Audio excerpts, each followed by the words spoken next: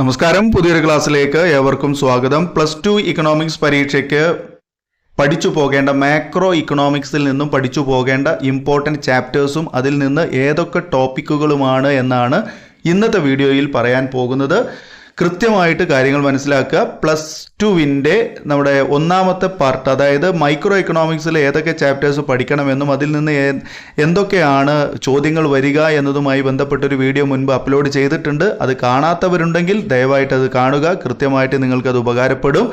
അത് കണ്ടവരാണെങ്കിൽ തീർച്ചയായും ഈ വീഡിയോ കൂടി കാണാൻ മറക്കരുത്.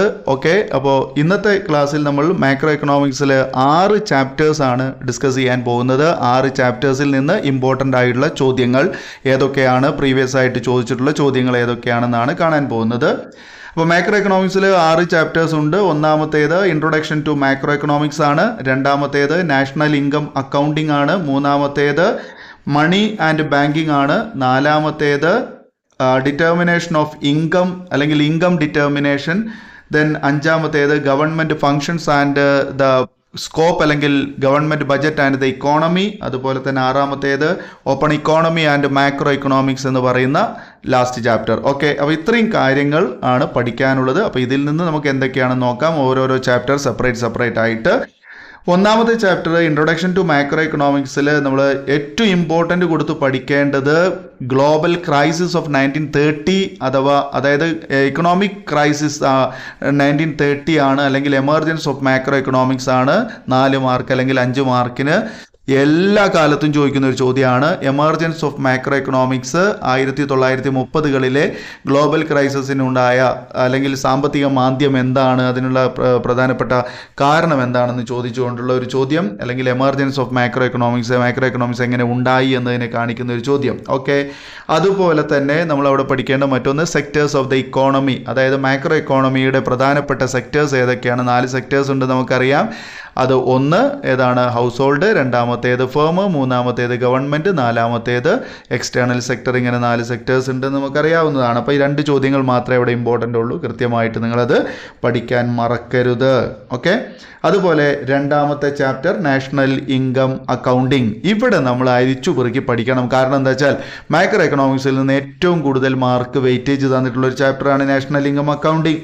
അപ്പോൾ അതിന് തുടക്കം മുതൽ തന്നെ നമ്മൾ അവിടെ 4 തരം പ്രോഡക്റ്റിനെ കുറിച്ച് പഠിക്കുന്നുണ്ട്, ഗുഡ്സിനെ പറ്റി പഠിക്കുന്നുണ്ട്. ഏതൊക്കെയാണ് അവിടെ? ഫൈനൽ ഗുഡ് ഉണ്ട്, ഇൻ്റർമീഡിയറ്റ് ഗുഡ് ഉണ്ട്, കൺസ്യൂമർ ഗുഡ് ഉണ്ട് അല്ലെങ്കിൽ കൺസംഷൻ ഗുഡ് ഉണ്ട്, അതുപോലെ തന്നെ ക്യാപിറ്റൽ ഗുഡ് ഉണ്ട്. ഇങ്ങനെ 4 ഗുഡിനെ പറ്റി പറയുന്നുണ്ട്. ആ 4 ഗുഡുകളും പഠിക്കണം.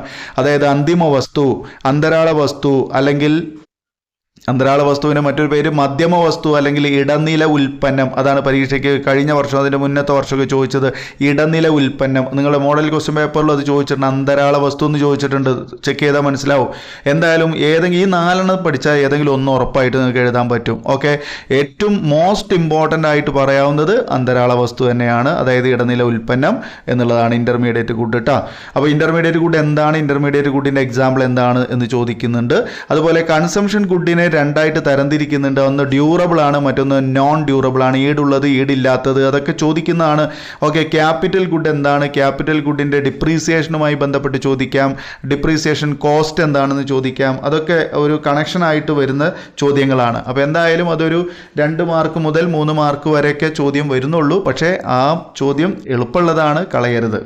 അതുപോലെ മറ്റൊരു ടോപ്പിക്കാണ് സ്റ്റോക്ക് ആൻഡ് ഫ്ലോസ് എന്ന് പറയുന്നത്. എന്താണ് സ്റ്റോക്ക്, എന്താണ് ഫ്ലോസ് എന്ന് ചോദിക്കാം. അല്ലെങ്കിൽ സ്റ്റോക്കും ഫ്ലോസും തമ്മിലുള്ള വ്യത്യാസം ചോദിക്കാം. അതുമല്ലെങ്കിൽ രണ്ടിൻ്റെയും എക്സാമ്പിൾസ് തന്നിട്ട് പട്ടികപ്പെടുത്താൻ വേണ്ടി ചോദിക്കാം. 3 മാർക്ക് മുതൽ 4 മാർക്ക് വരെ ചോദ്യം ഉറപ്പായിട്ടും വരുന്നതാണ് സ്റ്റോക്ക് ആൻഡ് ഫ്ലോസ് എന്ന് പറയുന്നത്. മറ്റൊന്ന് നെറ്റ് ഇൻഡയറക്റ്റ് ടാക്സ് ആണ്. നെറ്റ് ഇൻഡയറക്റ്റ് ടാക്സ് അല്ലെങ്കിൽ NIT സമവാക്യം എഴുതാൻ വേണ്ടിയിട്ടാണ് സാധാരണ ചോദിക്കുന്നത്. 1 വേർഡിലാണ് സാധ്യത കണ്ടിട്ടുള്ളത്, അല്ലെങ്കിൽ 2 മാർക്കിനാണ്. NIT = IT - S അല്ലെങ്കിൽ ഇൻഡയറക്റ്റ് ടാക്സ് മൈനസ് സബ്സിഡി എന്നുള്ളതാണ് അതിൻ്റെ ആൻസർ തന്നെ വരുന്നത്. മറ്റൊന്ന് ട്രാൻസ്ഫർ പേയ്മെൻ്റ് ആണ്. ട്രാൻസ്ഫർ പേയ്മെൻറ്റ് താഴെ പറയുന്നതിൽ ട്രാൻസ്ഫർ പേയ്മെൻറ്റ് ഉൾപ്പെടാത്തത് ഏത്, ഉൾപ്പെടുന്നത് ഏത്, ആ രീതിയിലൊക്കെ ചോദ്യം വരുന്നതാണ്. മാറ്റക്കൊടുതി അല്ലെങ്കിൽ മാറ്റടവ് എന്നാണ് അതിൻ്റെ മലയാളം. ഏറ്റവും ഇമ്പോർട്ടൻ്റ് ആയിട്ടുള്ള സ്ഥിരകാലമായിട്ട് ചോദിക്കുന്ന ഒരു ചോദ്യമാണ് circular flow of income in a 2 sector model economy. ദ്വിമേഖലാ സമ്പദ് വ്യവസ്ഥയിലെ വരുമാനത്തിൻ്റെ ചാക്രിക പ്രവാഹം എന്നൊരു ചോദ്യമുണ്ട്. 3 മാർക്കിനാണെങ്കിൽ നമുക്ക് ചിത്രം മാത്രം വരയ്ക്കാനായിരിക്കും, നേരെ മറിച്ച് 4 മാർക്കാണെങ്കിൽ ചിത്രം വരച്ച് അത് വിവരിച്ച് അതിൻ്റെ 2 ഫ്ലോ എന്താണെന്നും കൂടി എഴുതണം. അപ്പോൾ 2 ഫ്ലോ ഏതാണ്? Money flow and real flow. നിങ്ങൾക്ക് അറിയാവുന്നതാണ്, ഏതൊരു കുട്ടിക്കും അറിയാവുന്ന കാര്യമാണ്. ഓക്കെ, അപ്പോൾ circular flow of income 2 sector model പഠിക്കാൻ മറക്കണ്ട. 3 മാർക്കിനാണെങ്കിൽ ചിത്രം തന്നിട്ട് അത് അടയാളപ്പെടുത്താൻ വേണ്ടി പറയാറുണ്ട്. അതിൻ്റെ ആ ഒരു ഫ്ലോസ് ഒക്കെ ആരോ മാർക്കൊക്കെ കൃത്യമായിട്ട് എഴുതി അത് ഫ്ലോസ് രേഖപ്പെടുത്താൻ വേണ്ടി പറയാറുണ്ട്. അത് 3 മാർക്കിനാണ് ചിത്രം തന്നിട്ടാണെങ്കിൽ. ചിത്രം തരാതെ വെറുതെ ഒരു ചോദ്യമായിട്ടാണ് circular flow of income explain ചെയ്യാൻ വിത്ത് ഇല്ലസ്ട്രേഷൻ അല്ലെങ്കിൽ വിത്ത് ഡയഗ്രാം എന്നൊക്കെ പറഞ്ഞിട്ടാണെങ്കിൽ അത് 4 മാർക്കിനാണ്. 4 മാർക്ക് ആവുമ്പോൾ അതിൻ്റെ കൂടെ ആ 2 ഫ്ലോ ഏതാണെന്ന് കൂടെ സെപ്പറേറ്റ് മാറ്റി എഴുതണം. മണി ഫ്ലോ, റിയൽ ഫ്ലോ എന്താണെന്ന് കൂടെ എഴുതണം കേട്ടോ. ഓക്കെ, മറ്റൊന്ന് മെഷർമെൻറ്റ് ഓഫ് നാഷണൽ ഇൻകം ആണ്. വളരെ ഇമ്പോർട്ടൻ്റ് ആയിട്ടുള്ള എസ് ക്വസ്റ്റ്യൻ ആണ്. വെരി വെരി ഇമ്പോർട്ടൻ്റ് ആണ്. ഒരു കാലത്തും മാറ്റി നിർത്താത്ത ഒരു ചോദ്യം. അതുകൊണ്ടാണ് ഈ ചാപ്റ്റർ അത്ര ഇമ്പോർട്ടൻ്റ് ആണെന്ന് പറയുന്നത്. അപ്പോൾ മറക്കാതെ പഠിക്കുക. എല്ലാത്തിൻ്റെയും വീഡിയോ എവിടെ ഉണ്ട്? നമ്മുടെ ചാനലിൽ ഓൾറെഡി ചെയ്തു വെച്ചിട്ടുണ്ട്. പഴയതല്ലേ, കാണേണ്ട ആവശ്യമുണ്ടോ അതൊക്കെ ചോദിക്കുമെന്ന് അന്തം വിട്ടിരിക്കുന്ന ആൾക്കാർ കുന്തം വിഴുങ്ങി പരീക്ഷ കഴിഞ്ഞ് ഇറങ്ങി പോകേണ്ടി വരും. അപ്പോൾ പഴയതാണെങ്കിലും പുതിയതാണെങ്കിലും പറയാനുള്ളതൊക്കെ ഒന്ന് തന്നെയാണ്. അപ്പോൾ പഴയത് കണ്ടാൽ നിങ്ങൾക്ക് എന്ത് കിട്ടും? മാർക്ക് കിട്ടും. പഠിച്ചങ്ങോട്ട് പോയാൽ മതി നിങ്ങൾ. ഓക്കെ, അപ്പോൾ മെഷർമെൻറ്റ് ഓഫ് നാഷണൽ ഇൻകം മറക്കണ്ട, പഠിക്കാൻ 8 മാർക്കാണ്. അതുപോലെ nominal G D P, real G D P. അപ്പോൾ ഈ നോമിനൽ ജി ഡി പി എന്താണ്, റിയൽ ജി ഡി പി എന്താണ്? പണാത്മക ജി ഡി പി അല്ലെങ്കിൽ പണ G D P nominal G D P ആണ്. റിയൽ ജി ഡി പി എന്ന് പറഞ്ഞാൽ യഥാർത്ഥ ജി ഡി പി ആണ്. നോമിനൽ ജി ഡി പിയെ നമ്മൾ capital letter G D P എന്നാണ് എഴുതുക. സ്മോൾ ലെറ്ററിലാണ് ജി ഡി പി എന്ന് എഴുതുന്നതെങ്കിൽ അത് റിയൽ ജി ഡി പി ആണ്. അപ്പോൾ ഇത് രണ്ടും കൂടെ ഹരിച്ചിട്ട്, അതായത് G D P nominal G D പിയെ റിയൽ ജി ഡി പി കൊണ്ട് ഹരിച്ചിട്ട് 100 കൊണ്ട് ഗുണിച്ചാൽ കിട്ടുന്നതിനെ വിളിക്കുന്ന പേരെന്താ? അതാണ് ജി ഡി പി ഡിഫ്ലാറ്റർ. പരീക്ഷയ്ക്ക് ചോദിച്ചതാണ് ഒരുപാട് തവണ. ഓക്കെ, മോഡൽ ക്വസ്റ്റ്യൻ പേപ്പറിലും ഉണ്ട് ജി ഡി പി ഡിഫ്ലാറ്റർ എന്താണെന്നുള്ളത്. ഓക്കെ, അപ്പോൾ അത് പഠിക്കണം. ജി ഡി പി ഡിഫ്ലാറ്റർ എന്തായാലും പഠിക്കണം. 3 മാർക്കാണ് ചോദ്യം, അല്ലെങ്കിൽ 2 മാർക്കാണ്. ജി ഡി പി ഡിഫ്ലാറ്റർ ചിലപ്പം കാൽക്കുലേഷൻ കാണാനുണ്ടാവും. അതായത് ഈ നോമിനൽ ജി ഡി പി തരും, റിയൽ ജി ഡി പി തരും, എന്നിട്ട് അതിന് ജി ഡി പി ഡിഫ്ലാറ്റർ കാണാൻ വേണ്ടി പറയും. ഇത്ര എളുപ്പമുള്ളൊരു ചോദ്യം വേറെ ഇല്ല. അതുപോലെ തന്നെ G D P is A better index for measuring welfare. Do you agree എന്ന് പറഞ്ഞൊരു ചോദ്യം വെരി ഇമ്പോർട്ടൻ്റ് ആണ്. അതായത് ജി ഡി പി ഒരു രാജ്യത്ത് ജനങ്ങളുടെ വെൽഫെയർ അളക്കാൻ വേണ്ടി ഉപയോഗിക്കുന്നു. അത് അല്ലെങ്കിൽ അളക്കാൻ ഉപയോഗിക്കുന്നുണ്ടെങ്കിലും അതിൽ ഉൾപ്പെടാത്ത 3 ഘടകങ്ങൾ ഏതൊക്കെയാണ് അങ്ങനെ ചോദിക്കുന്നുണ്ട്. അപ്പോൾ ആ 3 ഘടകങ്ങളാണ് നമ്മളവിടെ ഇമ്പോർട്ടൻ്റ് ആയിട്ടുള്ളത്. അത് നിങ്ങൾ പഠിക്കേണ്ടതുണ്ട്. ഓക്കെ, നോൺ മോണിറ്ററി ആക്ടിവിറ്റീസ് എന്നൊക്കെ പറഞ്ഞിട്ടുള്ള സംഭവങ്ങളുണ്ട്. അപ്പോൾ അതൊക്കെയാണ് നിങ്ങളവിടെ പോയിന്റ് ആയിട്ട് എഴുതി വെക്കേണ്ടത്. ഇമ്പോർട്ടൻ്റ് ആണ്. 4 മാർക്കിൻ്റെ ഒരു ചോദ്യമാണ്. ഓക്കെ, ഇതാണ് ഈ ചാപ്റ്ററിൽ ഇമ്പോർട്ടൻ്റ് ആയിട്ട് ഇത്രയും പറയാനുള്ളത്. മറ്റൊന്ന് മണി ആൻഡ് ബാങ്കിങ് ആണ്. പണവും ധനകാര്യവും. ഇതിൽ നമ്മൾ പഠിക്കേണ്ടത് drawback of barter system. Barter സമ്പ്രദായത്തിന് പ്രധാനപ്പെട്ട പോരായ്മകൾ എന്തൊക്കെയാണെന്നുള്ളത് അത് പഠിച്ചു കഴിഞ്ഞാൽ നമുക്ക് അടുത്തൊരു ചോദ്യത്തിന് ഉത്തരം എഴുതാൻ പറ്റും. അതായത് ഫങ്ഷൻസ് ഓഫ് മണി എഴുതാൻ പറ്റും. ഓക്കെ, ബാർട്ടർ സമ്പ്രദായത്തിൻ്റെ പോരായ്മകൾ എന്താണ് എന്ന് കൃത്യമായിട്ട് പഠിച്ചു വെച്ചൊരു കുട്ടിക്ക് നമ്മുടെ ഫങ്ഷൻസ് ഓഫ് മണി നമുക്ക് പഠിക്കാം. അതായത് പണത്തിൻ്റെ ധർമ്മങ്ങൾ എന്തൊക്കെയാണെന്ന് പഠിക്കാം. അത് ആ ചോദ്യം ആ രീതിയിൽ, അല്ലെങ്കിൽ എമർജൻസ് ഓഫ് മണി എന്ന് പറഞ്ഞുകൊണ്ട് ചോദ്യം വരാറുണ്ട് കേട്ടോ. Emergence of money, functions of money എന്നുള്ളതിന് പകരം എമർജൻസ് ഓഫ് മണി എന്നും ചോദിക്കാം. ഓക്കെ, പണത്തിൻ്റെ ആവിർഭാവം അല്ലെങ്കിൽ പണത്തിൻ്റെ ധർമ്മങ്ങൾ, അങ്ങനെയാണ് മലയാളം. ഓക്കെ, അടുത്തൊരു ചോദ്യമാണ്. അപ്പോൾ ഇത് എത്ര മാർക്കിനെ ചോദിക്കുക? 3 അല്ലെങ്കിൽ 4 മാർക്കിനെ ചോദിക്കുള്ളൂ കേട്ടോ. അടുത്തൊരു ചോദ്യമാണ് ഡിമാൻഡ് ഫോർ മണി. അത് 3 മോട്ടീവുകളുണ്ട് ഡിമാൻഡ് ഫോർ മണി. അതായത് പണത്തിൻ്റെ ചോദനം എന്താണ്, പണത്തിൻ്റെ ചോദനത്തിൻ്റെ പ്രധാനപ്പെട്ട മോട്ടീവുകൾ, പ്രേരകങ്ങൾ, പ്രേരണകൾ ഏതൊക്കെയാണ്? ചിലപ്പോൾ 2 എഴുതാനേ പറയുള്ളൂ, ചിലപ്പോൾ 3 എഴുതാൻ പറയും. ഓക്കെ, 3 എഴുതാൻ പറയുമ്പോൾ നമുക്ക് 4 മാർക്കിന് ആണ് സാധാരണ ചോദ്യം വരാറുള്ളത്, അല്ലെങ്കിൽ 3 മാർക്കിനെങ്കിലും മിനിമം ചോദ്യം വരുന്നുണ്ട്. അതുപോലെ തന്നെ കണക്ട് ചെയ്ത് പഠിക്കേണ്ടതാണ് ലിക്വിഡിറ്റി ട്രാപ്പ്. ദ്രവത്വക്കെണി എന്താണ് എന്ന് പഠിക്കണം. ദ്രവത്വക്കെണി ചിലപ്പോൾ ചിത്രം തന്നിട്ട് അത് ചിത്രം ക്ലിയർ ചെയ്ത് വരച്ച് അത് എക്സ്പ്ലെയിൻ ചെയ്യാനാണ് പറയാറുള്ളത്. ഇപ്പോൾ അങ്ങനെയാണ് ചോദ്യം വരുന്നത്. അപ്പോൾ 2 രീതിയിലും നോക്കാം.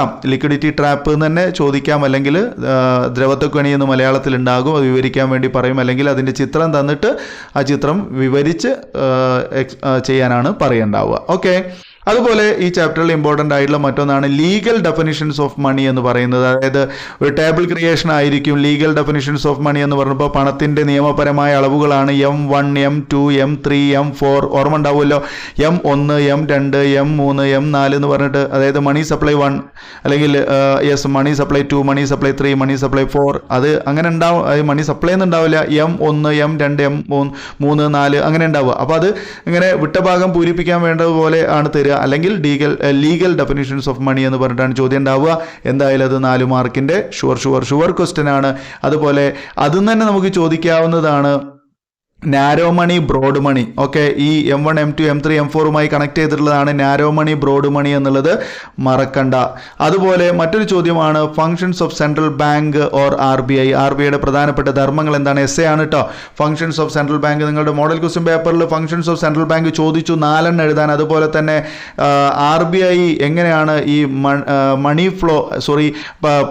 മണി സപ്ലൈയെ നിയന്ത്രിക്കുന്നത് എങ്ങനെയാണ്, അത് നിയന്ത്രിക്കുന്ന ഇൻസ്ട്രുമെന്റ്സ് എന്തൊക്കെയാണ്, അങ്ങനെ ഒരു ചോദ്യം ചോദിച്ചു. കണക്ട് ചെയ്തുകൊണ്ട് ചോദിച്ചത്. അപ്പോൾ 2 ചോദ്യങ്ങളാണത്, സെപ്പറേറ്റ് ചോദ്യമാണ്, പക്ഷെ അത് കണക്ട് ചെയ്തുകൊണ്ട് പരീക്ഷയ്ക്ക് ചോദിച്ചു. അങ്ങനെയൊക്കെ ആകുമ്പോൾ നിങ്ങൾക്കും സുഖമാണ് ചെയ്യാൻ. ഓക്കെ, 2 ചോദ്യം പഠിക്കണമെന്നേ ഉള്ളൂ. Functions of central bank 8 point ഉണ്ട്, അത് കൃത്യമായിട്ട് പഠിക്കുക. മുഴുവനായിട്ട് എഴുതാൻ പറയുകയാണെങ്കിൽ 8 പോയിന്റ് എഴുതണം, 8 മാർക്ക് കിട്ടും, 8 പോയിന്റ് വിവരിക്കണം. ഓക്കെ, അതുപോലെ തന്നെ ഇൻസ്ട്രുമെന്റ്സ് ഓഫ് മോണിറ്ററി പോളിസിയുടെ പ്രധാനപ്പെട്ട ഇൻസ്ട്രുമെന്റ്സ് എന്തൊക്കെയാണ് നമുക്കറിയാം. ബാങ്ക് റേറ്റ്, അതുപോലെ തന്നെ ഓപ്പൺ മാർക്കറ്റ് ഓപ്പറേഷൻ, പിന്നെ കരുതൽ ധനാനുപാതം അല്ലേ, ഇങ്ങനെയുള്ള സംഭവങ്ങളൊക്കെ ഉണ്ട്. അപ്പോൾ ഈ 3 കാര്യങ്ങളാണ്. അപ്പോൾ അതിനെ നമ്മളൊരു ചാർട്ടായിട്ടൊക്കെ വരച്ച് പഠിപ്പിച്ചിട്ടുണ്ട്. അത് കൃത്യമായിട്ട് ചാനലിലും വീഡിയോ സെപ്പറേറ്റ് കിടക്കുന്നുണ്ട്. അപ്പോൾ അതാണ് ഞാൻ പറഞ്ഞത്, ഈ ഇൻസ്ട്രുമെന്റ്സ് ഓഫ് മോണിറ്ററി പോളിസിയെ ഫങ്ഷൻസ് ഓഫ് സെൻട്രൽ ബാങ്കുമായി കണക്ട് ചെയ്തുകൊണ്ട് 2 ചോദ്യങ്ങളായിട്ടാണ് എസ്സേ ചോദിച്ചത് മോഡൽ ക്വസ്റ്റ്യൻ പേപ്പറിൽ. എനിക്ക് തോന്നുന്നു അത് അതുപോലെ തന്നെ ആവർത്തിക്കാൻ സാധ്യത വളരെ കൂടുതലാണ്. പഠിച്ചു പോയിക്കോളി മക്കളെ, നല്ല മാർക്ക് നിങ്ങൾക്ക് ഉണ്ടാക്കാം. എക്കണോമിക്സ് നിങ്ങൾ ടഫാണ് എന്ന് പറഞ്ഞ് വീട്ടിലിരുന്നിട്ട് കാര്യമില്ല. അത് ഈ പറയുന്ന കാര്യങ്ങൾ നിങ്ങൾ കൃത്യമായിട്ട് പഠിച്ചാൽ ഒരു കുട്ടിക്കും ഒരു ബുദ്ധിമുട്ടുണ്ടാവില്ല. ഈ തരുന്ന ചോദ്യങ്ങൾ മാത്രം നിങ്ങൾ പഠിച്ചാൽ മതി. അത് നിങ്ങളുടെ കയ്യിൽ സാധനം ഉണ്ടാവണം, മെറ്റീരിയൽ നിങ്ങളുടെ കയ്യിൽ ഉണ്ടാവണം, എന്നാലേ പഠിക്കാൻ പറ്റുള്ളൂ കേട്ടോ. ഓക്കെ, അടുത്ത് 4ാമത്തെ ചാപ്റ്ററാണ് ഇൻകം ഡിറ്റർമിനേഷൻ എന്ന് പറയുന്നത്. ഇൻകം ഡിറ്റർമിനേഷനിൽ ആദ്യത്തെ ചോദ്യമാണ് എക്സ് ആൻഡ് എക്സ്പോസ്റ്റ്. അത് ചിലപ്പോൾ മോഡലിൽ ഞാൻ കണ്ടു ആ ചോദ്യം, X and investment, ex post investment അത് താരതമ്യം ചെയ്യാൻ വേണ്ടി ചോദിച്ചിരുന്നു 3 മാർക്കിന് അല്ലെങ്കിൽ 2 മാർക്കിന്. ഓക്കെ, അതുപോലെ എക്സ് ആൻഡ് കൺസംഷൻ ചോദിക്കാം, എക്സ് ആൻഡ് കൺസംഷൻ അല്ലെങ്കിൽ എക്സ്പോസ്റ്റ് കൺസംഷൻ അങ്ങനെ ചോദിക്കാം. എന്തായാലും എക്സ് ആൻഡ് എന്താണ്, എക്സ്പോസ്റ്റ് എന്താണ്, അതിൻ്റെ മീനിങ് പഠിച്ചു വെച്ചാൽ പിന്നെ അതിൻ്റെ കൂടെ വരുന്ന വേർഡുകൾ എന്താണെന്നും കൂടെ കൃത്യമായിട്ട് നമുക്ക് ചെയ്യാൻ പറ്റും ട്ടോ.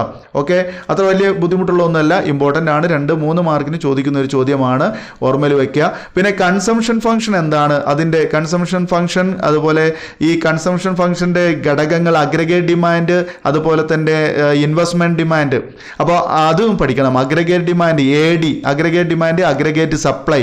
അഗ്രഗേറ്റ് ഡിമാൻഡുമായി ബന്ധപ്പെടുത്തിയിട്ട് നമുക്കവിടെ പഠിക്കാവുന്ന മറ്റൊരു കാര്യം കൂടെ ഉണ്ട്. അഗ്രഗേറ്റ് ഡിമാൻഡിൽ അതിൻ്റെ ഘടകങ്ങൾ എന്തൊക്കെയാണ്? അഗ്രഗേറ്റ് ഡിമാൻഡിൻ്റെ ഘടകങ്ങൾ, ഒന്ന് കൺസംഷനാണ്, രണ്ടാമത്തേത് ഇൻവെസ്റ്റ്മെൻ്റ് ആണ്. 2 മാർക്കിൻ്റെ ചോദ്യമാണ്. കൺസംഷൻ എഴുതിയ 1 മാർക്ക്, ഇൻവെസ്റ്റ്മെൻറ്റ് എന്ന് എഴുതിയ 1 മാർക്ക്. ഓക്കെ, അപ്പോൾ 2 മാർക്ക്. ഇനി കൺസംഷന് പകരം C എന്ന് എഴുതിയാൽ മതി, ഇൻവെസ്റ്റ്മെൻറ്റ് പകരം I എന്ന് എഴുതിയാലും മാർക്ക് തന്നെയാണ്. C 1 mark, I 1 mark. മനസ്സിലായോ?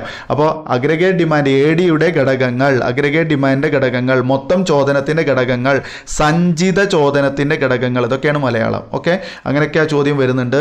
അതുപോലെ തന്നെ ആ ചാപ്റ്ററിൽ നമ്മൾ പഠിക്കേണ്ടത് ഈ എന്താ പറയുക, പിന്നെ കുറച്ച് ചെറിയ മറ്റു 1-2 ഇക്വേഷൻ ടൈപ്പ് സംഭവങ്ങളുണ്ട്. അതായത്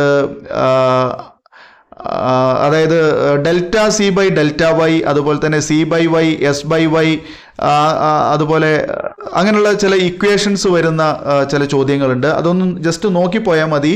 അത് നമുക്ക് ചിലപ്പം അത് വിവരിക്കാനും അതിൻ്റെ ഇക്വേഷൻസ് കംപ്ലീറ്റ് ചെയ്യാനും വേണ്ടിയിട്ട് ആ ചോദ്യം വരുന്നുണ്ട്. അതിൻ്റെ ചോദ്യം വരുന്നത് ഇങ്ങനെയാണ്: MPC MPS, അതുപോലെ APC APS, അതായത് average propensity to consume, average propensity to save, അതുപോലെ marginal propensity to consume, marginal propensity to save. ഇങ്ങനെ അതിനെയാണ് നമ്മൾ APC APS, MPC MPS എന്നിങ്ങനെ ഷോർട്ട് ഫോമിൽ പറഞ്ഞത്. അത് പിന്നെ മോഡൽ ക്വസ്റ്റ്യൻ പേപ്പറിൽ കണ്ടു ആ ചോദ്യം, എന്തായാലും ഒന്ന് നോക്കുക.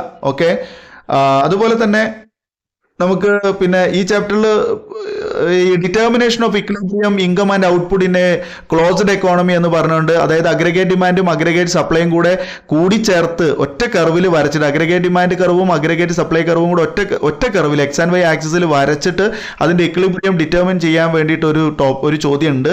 അത് അത്രയ്ക്ക് ഇമ്പോർട്ടൻ്റ് അല്ല, പക്ഷെ അതൊന്ന് നോക്കി പോകണം. ഒരു 3-4 മാർക്കിന്റെ ഒരു ചോദ്യമാണ്. പക്ഷെ അത് ഇമ്പോർട്ടൻ്റ് അല്ല എന്നല്ല ഞാൻ പറഞ്ഞത്, ഇമ്പോർട്ടൻ്റ് തന്നെയാണ്. പക്ഷേ ഈ പരീക്ഷയ്ക്ക് അത് ഇമ്പോർട്ടൻ്റ് ആയി തോന്നിയിട്ടില്ല, അതുകൊണ്ടാണ് അങ്ങനെ പറഞ്ഞത് കേട്ടോ. ഓക്കെ, അതുപോലെ ഈ ചാപ്റ്ററിൽ മറ്റൊരു ചോദ്യമാണ് പാരഡോക്സ് ഓഫ് ത്രിഫ്റ്റ്. അതൊരു 1 വേർഡ് ടൈപ്പ് ക്വസ്റ്റൻ ആണ്, 1 മാർക്ക് അല്ലെങ്കിൽ 2 മാർക്കിന്. പാരഡോക്സ് ഓഫ് ത്രിഫ്റ്റ്, സമ്പാദ്യത്തിന്റെ വിരോധാഭാസം എന്ന് പറഞ്ഞൊരു ടോപ്പിക്ക് മറക്കണ്ട പഠിക്കാൻ. ഓക്കെ, ഇനി 5ാമത്തെ ചാപ്റ്ററാണ് ഗവൺമെന്റ് ഫംഗ്ഷൻസ് ആൻഡ് സ്കോപ്പ്, അല്ലെങ്കിൽ ഗവൺമെന്റ് ഫംഗ്ഷൻ ബജറ്റ് എന്ന് പറയുന്നത്. അതിൽ ഫംഗ്ഷൻസ് ഓഫ് ദ ഗവൺമെന്റ് എന്ന് ചോദിക്കുന്നത്, അല്ലെങ്കിൽ ഗവൺമെന്റ് ബജറ്റിന്റെ പ്രധാനപ്പെട്ട ധർമ്മങ്ങൾ എന്തൊക്കെയാണെന്നുള്ളത് 3 പോയിന്റുകളുണ്ട്, കൃത്യമായിട്ട് പഠിക്കണം. വളരെ ഇമ്പോർട്ടൻ്റ് ആണ്. 3 മാർക്കാണ് അല്ലെങ്കിൽ 4 മാർക്കാണ്. അതുപോലെ ഗവൺമെന്റ് ബജറ്റിന്റെ ഒരു ചാർട്ട് കംപ്ലീറ്റ് ചെയ്യാനുണ്ടാകും. ബജറ്റിന്റെ 2 ഘടകങ്ങൾ, അതായത് സന്തുലിത ബജറ്റ്, അസന്തുലിത ബജറ്റ്, അതായത് balanced budget, unbalanced budget. Unbalanced ബജറ്റിനെ വീണ്ടും നമ്മൾ 2ആയിട്ട് തരംതിരിക്കും. കമ്മി ബജറ്റ് അല്ലെങ്കിൽ ഡെഫിസിറ്റ് ബജറ്റ്. അതിൽ 2ാമത് ഭാഗമാണ് നമ്മുടെ സർപ്ലസ് ബജറ്റ് എന്ന് പറയുമ്പോൾ മിച്ച ബജറ്റ്. അപ്പോൾ അതങ്ങനെ ഒരു 3 അല്ലെങ്കിൽ 4 മാർക്കിൻ്റെ ഒരു ചാർട്ടായിട്ട് ചോദിക്കാൻ സാധ്യതയുണ്ട്. പക്ഷെ അതിനേക്കാൾ ഇമ്പോർട്ടൻ്റ് ആയിട്ട് ചാർട്ട് നിർബന്ധമായിട്ടും വരുന്നതാണ് സോഴ്സസ് ഓഫ് ഗവൺമെൻറ് റവന്യൂ എന്ന് പറഞ്ഞിട്ട് ഒരു ചാർട്ട് ഉണ്ട്. നിങ്ങളുടെ മോഡൽ ക്വസ്റ്റ്യൻ പേപ്പറിൽ നിങ്ങളത് കണ്ടിട്ടുണ്ടാകും. ഒരു കാരണവശാലും നിങ്ങളത് മറക്കരുത്. എന്തായാലും അത് വരച്ചിട്ട് തന്നെ പോകണം, പഠിച്ചിട്ട് തന്നെ പോകണം. ഓക്കെ, 5 മാർക്കിൻ്റെ ഒരു ചോദ്യമാണ്. ഓക്കെ, അതുപോലെ തന്നെ മറ്റൊന്ന് ഫിസ്ക്കൽ പോളിസി എന്താണ്? ഫിസ്ക്കൽ പോളിസി എന്ന് പറഞ്ഞാൽ ധനനയമാണ്. ധനനയത്തിന് പ്രധാനപ്പെട്ട ഘടകങ്ങൾ ഏതൊക്കെയാണെന്നൊക്കെ ഒന്ന് ഓർമ്മയിൽ വെച്ച് പോവുക. അത് ഇമ്പോർട്ടൻ്റ് ആണ്. 3 മാർക്കിൻ്റെ ചോദ്യം ഫിസ്ക്കൽ പോളിസി. ഓക്കെ, ഇത്രയും കാര്യങ്ങളാണ് അതിൽ ഏറ്റവും ഇമ്പോർട്ടൻ്റ് ആയിട്ടുള്ള കാര്യങ്ങൾ എന്ന് പറയാൻ വേണ്ടിയിട്ടുള്ളതുള്ളൂ. ഇനി നമുക്ക് 6ാമത്തെ ചാപ്റ്ററാണ് ഓപ്പൺ ഇക്കോണമി. ഓപ്പൺ ഇക്കോണമിയിൽ ഏറ്റവും പ്രധാനപ്പെട്ടത് ഈ ഓപ്പൺ ഇക്കോണമിയുടെ ലിങ്കേജസ് എന്തൊക്കെയാണെന്നുള്ളതാണ്. ഒരു ഓപ്പൺ ഇക്കോണമിയുടെ പ്രധാനപ്പെട്ട ലിങ്കേജസുകൾ എന്തൊക്കെയാണ്? ഓക്കെ, 3 ലിങ്കേജസ് ഉണ്ട്, അത് പഠിക്കണം. എന്തായാലും വരുന്ന ചോദ്യമാണ് ലിങ്കേജസ്. ഓപ്പൺ ഇക്കോണമിയുടെ ലിങ്കേജസ്, തുറന്ന സമ്പദ് വ്യവസ്ഥയുടെ ലിങ്കേജസ്, അതായത് ബന്ധങ്ങൾ. ഓക്കെ, അതുപോലെ അതിൽ മറ്റൊരു ടോപ്പിക് വരുന്നത് BOT. എന്താണ് BOT? എന്താണ് BOP? BOPയുടെ അക്കൗണ്ടുകൾ ഏതൊക്കെയാണ്? Current account, capital account. BOP എന്ന് പറഞ്ഞാൽ ബാലൻസ് ഓഫ് പേയ്മെന്റ് ആണ്. BOT എന്ന് പറഞ്ഞാൽ ബാലൻസ് ഓഫ് ട്രേഡ് ആണ്. ഓക്കെ, അപ്പോൾ അത് രണ്ടും നമുക്ക് ചിലപ്പം രണ്ടും കൂടെ താരതമ്യം ചെയ്യാൻ വേണ്ടി ചോദിക്കും. അത് അങ്ങനെയാണെന്നുണ്ടെങ്കിൽ നമുക്കൊരു 3 മാർക്കാണ്. നേരെ മറിച്ച് BOP അതിന്റെ അക്കൗണ്ട് ചോദിക്കുകയാണെന്നുണ്ടെങ്കിൽ അത് സെപ്പറേറ്റ് തന്നെ അക്കൗണ്ട് മാത്രമായിട്ട് ചോദിക്കുന്നുണ്ട്. 2 മാർക്കിനോ 3 മാർക്കിനൊക്കെ ചോദിക്കുന്നുള്ളൂ. പിന്നെ എക്സ്ചേഞ്ച് റേറ്റ് എന്താണ്? വെരി ഇമ്പോർട്ടൻ്റ് ആണ്. എക്സ്ചേഞ്ച് റേറ്റിന്റെ ഏതൊക്കെ തരം എക്സ്ചേഞ്ച് റേറ്റുകൾ ഉണ്ട് എന്നുള്ളത് അത് എനിക്ക് തോന്നുന്നു ഡിറ്റർമിനേഷൻ ഓഫ് എക്സ്ചേഞ്ച് റേറ്റ് എന്ന് പറഞ്ഞുകൊണ്ടൊരു ചോദ്യം നമുക്ക് അവിടെ പഠിക്കാനുണ്ട്. ഒരു ടോപ്പിക് ഉണ്ട്, അതായത് എക്സ്ചേഞ്ച് റേറ്റ് നിർണ്ണയിക്കുന്നത് എന്തൊക്കെ ഘടകങ്ങളാണ് എക്സ്ചേഞ്ച് റേറ്റ് നിർണ്ണയിക്കുന്നത് എന്നുള്ളത്. അത് ഇമ്പോർട്ടൻ്റ് ആയിട്ടുള്ള ഒരു എസ്സേ ആണ്. അപ്പോൾ എസ്സേ ചോദിച്ചില്ല എന്നുണ്ടെങ്കിൽ അതൊരു 5 മാർക്കിലേക്ക് വരും. ഇനിയും അത് 5 മാർക്കിലേക്ക് കുറയാണ്, 4 മാർക്ക് അതിൻ്റെ താഴേക്ക് ഉണ്ടാവില്ല. അപ്പോൾ ഡിറ്റർമിനേഷൻ ഓഫ് എക്സ്ചേഞ്ച് റേറ്റ് നിർണ്ണയിക്കുന്ന ഘടകങ്ങൾ എന്ന് പറഞ്ഞാൽ ഫ്ലെക്സിബിൾ എക്സ്ചേഞ്ച് റേറ്റ്, അതായത് അയവുള്ള വിനിമയ നിരക്ക്, അതുപോലെ അല്ലെങ്കിൽ അസ്ഥിര വിനിമയ നിരക്ക്, അതാണ് മലയാളം. അതുപോലെ അയവുള്ളത് അല്ലെങ്കിൽ അസ്ഥിര വിനിമയ നിരക്ക്. 2ാമത്തത് സ്ഥിര വിനിമയ നിരക്ക് അല്ലെങ്കിൽ ഫിക്സ്ഡ് എക്സ്ചേഞ്ച് റേറ്റ്. 3ാമത്തത് മാനേജ്ഡ് ഫ്ലോട്ടിംഗ് എക്സ്ചേഞ്ച് റേറ്റ്. ഇങ്ങനെ 3 തരം എക്സ്ചേഞ്ച് റേറ്റുകളുണ്ട്. ഡിറ്റർമിനേഷൻ ഓഫ് എക്സ്ചേഞ്ച് റേറ്റിൽ 3 തരം എക്സ്ചേഞ്ച് റേറ്റുകളുണ്ട്, കൃത്യമായിട്ട് പഠിക്കുക. അതുപോലെ ലാസ്റ്റ് ടോപ്പിക്കാണ് അതിലെ ബ്രെട്ടൺ വുഡ് സിസ്റ്റം എന്ന് പറഞ്ഞൊരു സംഭവമുണ്ട്. ബ്രെട്ടൺ വുഡ് സിസ്റ്റത്തിന്റെ ട്വിൻസ് ഏതൊക്കെയാണ്? ബ്രെട്ടൺ വുഡ് സിസ്റ്റത്തിലെ ട്വിൻസ് എന്ന് പറയുന്നത് ആരൊക്കെയാണ്? WB ആൻഡ് IMF ആണ്. ഓക്കെ, അപ്പോൾ ഇത്രയും കാര്യങ്ങളാണ് നമുക്ക് ഈ മാക്രോ ഇക്കണോമിക്സിന്റെ 6 ചാപ്റ്ററുകളിൽ നിന്ന് ഏറ്റവും ഇമ്പോർട്ടൻ്റ് ആയിട്ട് ഉൾപ്പെടുത്താനുള്ളത്. ഇനി നിങ്ങൾക്കും ചിലപ്പോൾ നിങ്ങളുടെ പഠിപ്പിക്കുന്ന സ്ഥാപനത്തിൽ സ്കൂളിൽ നിന്നൊക്കെ നിങ്ങൾക്ക് ഇമ്പോർട്ടൻസ് വേറെയും പറഞ്ഞു തന്നിട്ടുണ്ടാവും. അതും കൂടെ ഒക്കെ ഒന്ന് കണക്ട് ചെയ്ത് പഠിക്കുക. എൻ്റെ കാഴ്ചപ്പാടിൽ, എൻ്റെ അനുഭവത്തിൽ ഈ ചോദ്യങ്ങളിൽ നിന്ന് മാത്രമേ നിങ്ങൾക്ക് ക്വസ്റ്റ്യൻ പേപ്പറിൽ ക്വസ്റ്റ്യൻ ഉണ്ടാവുള്ളൂ. അത് ഗ്യാരണ്ടീഡ് ആണ്. തീർച്ചയായിട്ടും നിങ്ങളിത് ഷെയർ ചെയ്യണം. നിങ്ങൾക്ക് അത്രയ്ക്ക് ഉപകാരപ്പെടുന്നതാണ്. എല്ലാവരിലേക്ക് എത്തിക്കുക. അതുപോലെ തീർച്ചയായും നിങ്ങൾ ലൈക്ക് ചെയ്യാൻ മറക്കരുത്. ആദ്യമായി കാണുന്ന നമ്മുടെ കുട്ടികളുണ്ടെങ്കിൽ തീർച്ചയായും സബ്സ്ക്രൈബ് ചെയ്യണം. തൊട്ടടുത്ത് കാണുന്ന ബെല്ല് ഓൾ എന്ന് എനേബിൾ ചെയ്ത് വെക്കുക. ഓക്കെ, അപ്പോൾ അടുത്ത വീഡിയോ നിങ്ങൾക്ക് നോട്ടിഫിക്കേഷനായി കിട്ടും. പുതിയൊരു വീഡിയോയ്ക്ക് വേണ്ടി കാത്തിരിക്കുക. ഈ വീഡിയോ കണ്ടിരുന്ന എല്ലാവർക്കും നന്ദി. Thanks for watching.